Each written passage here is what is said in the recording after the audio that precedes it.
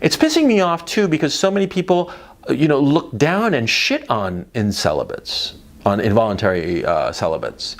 And they shit on them, and it just seems wrong. It seems like rich people shitting on the poor. You think that's pretty asshole-ish, right? If somebody were to oh, I'm rich, I'm a millionaire, and so, oh, you're not a millionaire, so you shit on you. That's exactly the attitude that so many people seem to take to involuntary celibates. Instead of trying to help them, they shit on them. And I personally just think that that's wrong.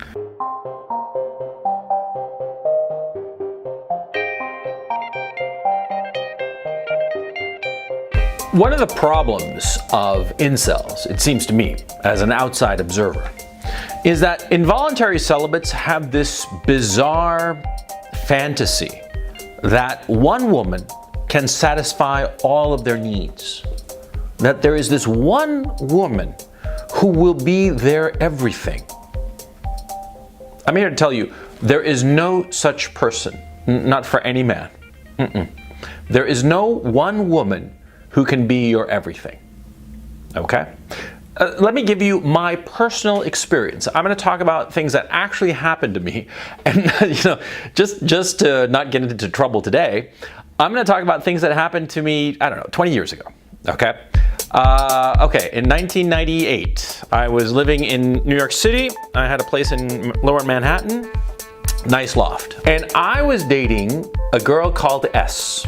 She was some kind of woman. She was tall, like I like them. She worked in sort of like a corporate environment, 5'9", 5'10", something like that. An up-and-comer, and she had a body that had been made by hand. She was what, at the time, she must have been, it was just 28, 29, something like that. And she had a place in the Upper East Side, and I forget, 27. So she worked the financial legal area. An incredible body, and she was very successful. Now, she was my official girlfriend, right? And I would go with her to parties, and she was the girlfriend, and I was the boyfriend. I was the successful novelist boyfriend, right? And she was this successful go-getting girl, and so I'd go with her to dinner parties that she'd have with her bosses and stuff, and these social events. Okay?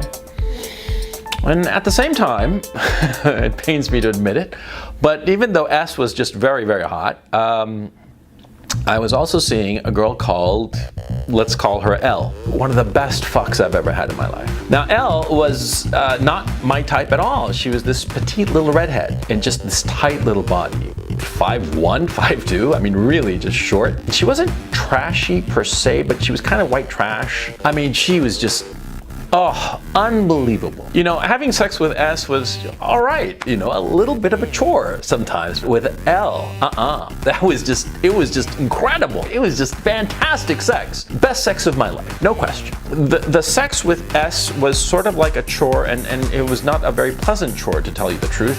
And I suspect that had it not been for L, I would have broken up with S a lot sooner. But L was just, she just gobbled me up, right?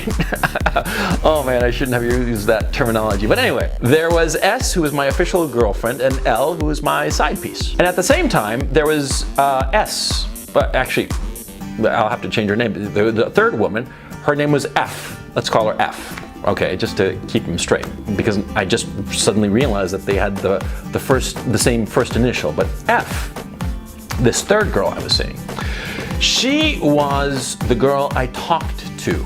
I talked to her about books, about current events. She was the girl I would talk about things that were going on in the news. Because S, my official girlfriend, she just wasn't interested in that, or she was interested in gossip insofar as her business was concerned, but she had a fairly curtailed set of interests. She was a great girlfriend, but she wasn't intellectually stimulating, to tell you the truth, and that's why I had F. F stimulated me intellectually. I could talk to her about anything. About my favorite band, Rush, of course. I could talk to her about movies, and we'd have long discussions about movies, about books, about culture. We'd go together to the museum. I love going to museums, right? And S, the official girlfriend, hated going to museums. And quite frankly, L was just not I do not think that she was culturally equipped to go to a museum, to be quite honest. But F, yeah, I'd go to museums with her and I'd have a great time with her. Never slept with her, even though she wanted to have something with me. And she was just sort of like, she was my beta orbiter, okay? Because people always talk about a beta orbiter being a guy, going around a girl, right? But there are also girls who go around guys and who, pine after the guy for ages, right? The fact of the matter is, I didn't even realize that F wanted something with me until years later, but that's another story. And then finally, there was a fourth woman in my life at the time called A. And A was the girl I told all of my hopes and dreams to. Now A, she was married to somebody else, and I had no sexual interest in her whatsoever, and she didn't have any sexual interest in me either. We were each other's literal best friends. We would talk about like emotional shit, right? With A, I would tell her like my deepest, darkest insecurities. I mean, really, stuff that you'd share with your priest or your shrink, right? And I considered A my big sister, because she was a little bit older than me, and she was married. She had a couple of kids, and we were just simpatico, right? And she would tell me deep, dark secrets about her marriage, and her emotional life, her personal life, all kinds of stuff. And she would talk to me about things regarding, her husband and other men in her life, and she wanted my opinion in order to understand it. I was her gay best friend. And she was like my older sister, right? And we'd tell each other like really intimate shit, right? I miss A very much. She passed away from ovarian cancer, as a matter of fact. I miss her to this day greatly because she was a great friend. And there was never any hint of any kind of sex between us or any kind of relationship like that. It was just strictly like we were each other's emotional canes. We would help each other with emotional stuff, okay? And the man-woman thing, okay? And she knew all about me and S and L and F. She knew all about those three women in my life. She thought I was an idiot, right? And because she kept saying that, one of these days this is all gonna blow up in your face. You wait, it's gonna happen. It never did. It never did. Because it rarely does, okay? And you got your shit more or less organized, you can maintain parallel relationships very easily. And the fact of the matter is, if you're a grown man, a mature man who wants to be able to express himself in all facets of who he is, it pays you to have these parallel relationships. Because the fact of the matter is, there is no one woman who can fill all of these roles in your life. It's impossible.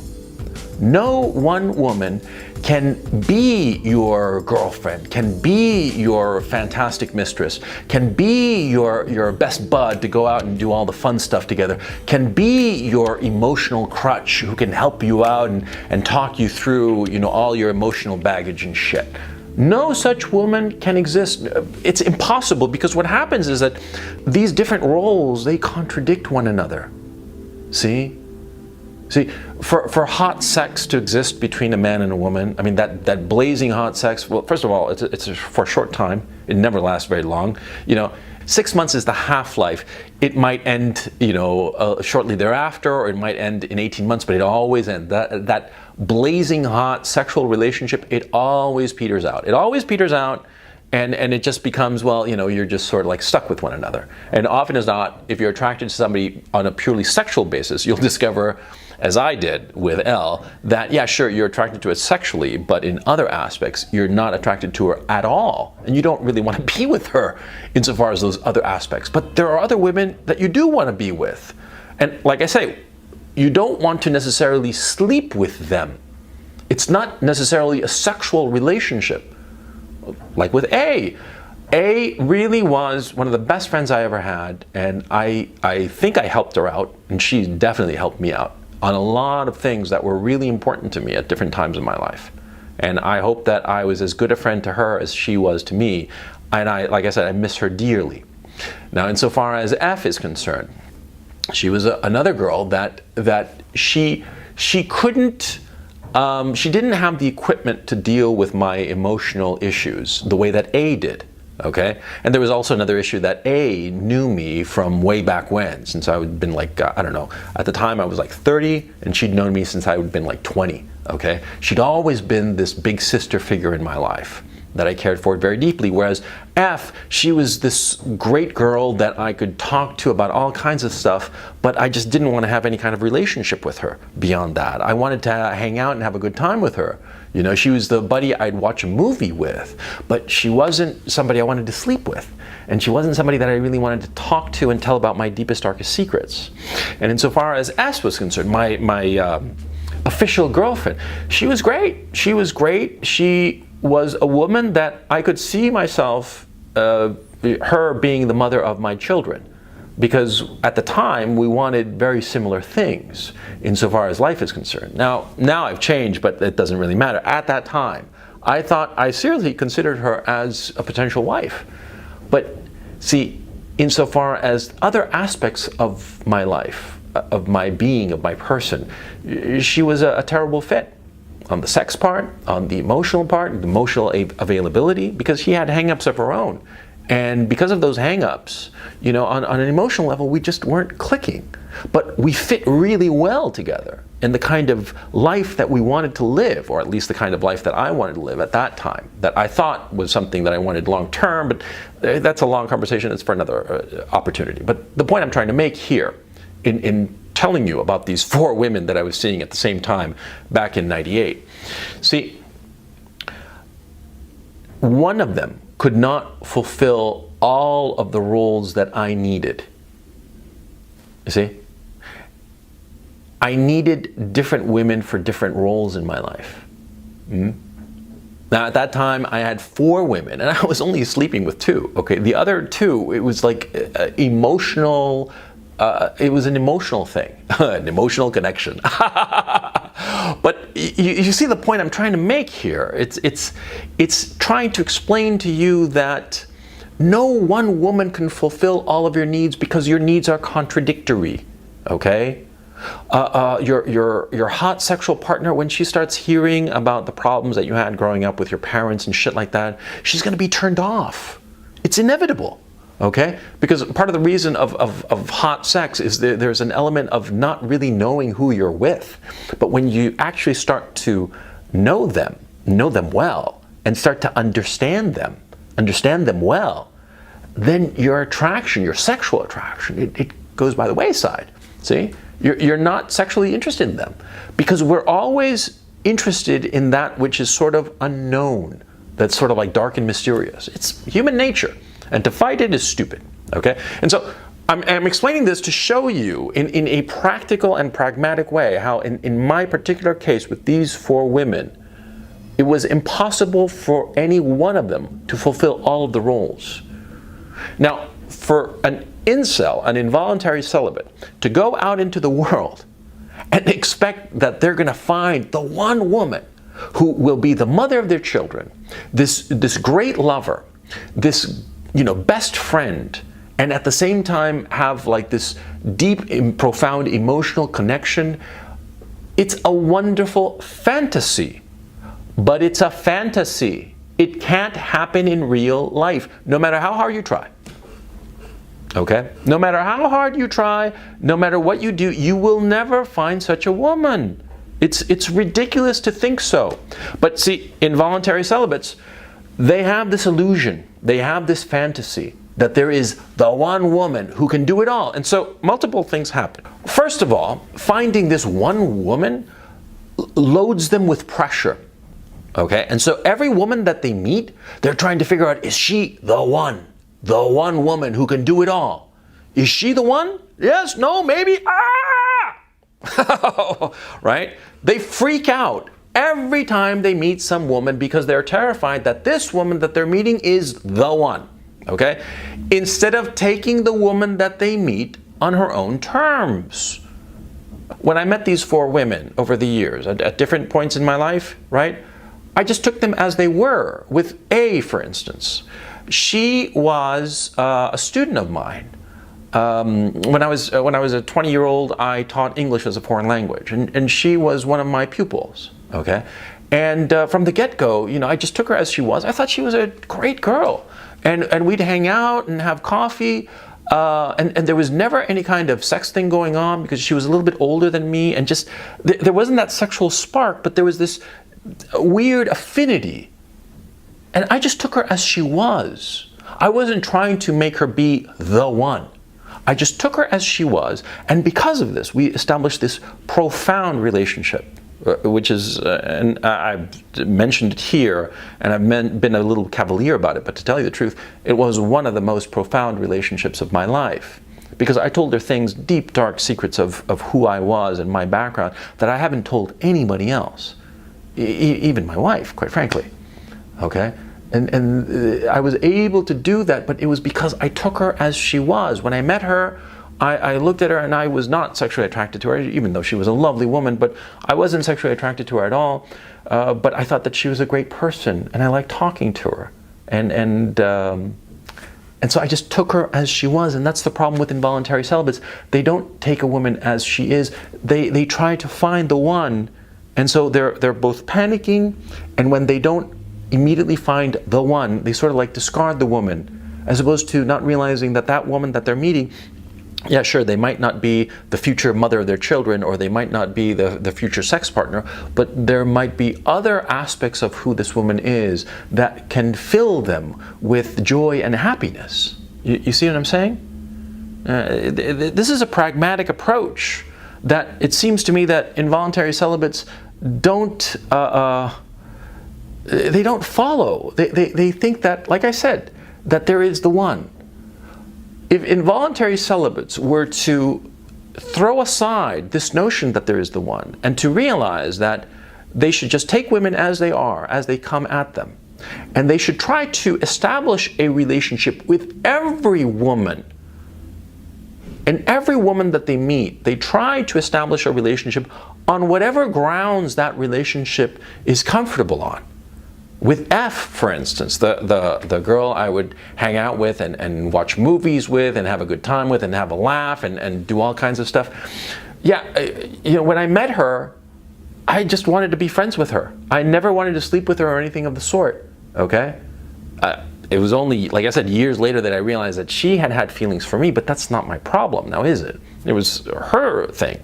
See, in my own case, I just took her as she was, and we had a great time, a great friendship that unfortunately ended because it got to the point that her desire and impatience blew up the relationship. I mean, well, it was doomed because of this, because she wanted something and I didn't, but that's, again, for another video.